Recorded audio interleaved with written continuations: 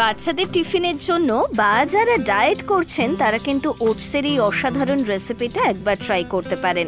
নিয়ে নিচ্ছে একটা সিঙ্গাপুরি কলা, ডিম, কাজু বাদাম, কিশমিশ, আমসত্ত্ব, খেজুর, ভ্যানিলা এসেন্স আর দুধ। একটা পাত্রের মধ্যে কলাকে টুকরো করে কেটে নিয়েছি, তারপর তার মধ্যে দিয়ে দিয়েছি একটা ডিম। তারপর এতে ওটস গুঁড়ো দিয়ে খুব ভালো করে চামচের সাহায্যে নাড়িয়ে নিয়েছি। তারপর প্রয়োজন মতো দুধ দিয়েছি, খুব ঘন হবে না, খুব পাতলাও হবে না।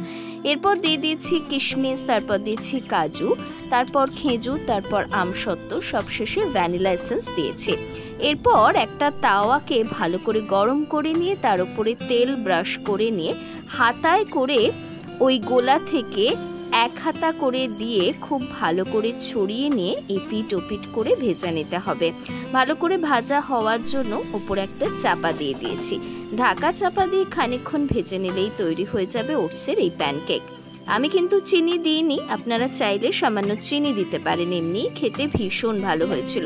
ভিডিওটি ভালো লাগলে লাইক করুন, চ্যানেলটি সাবস্ক্রাইব করে সঙ্গে থাকুন।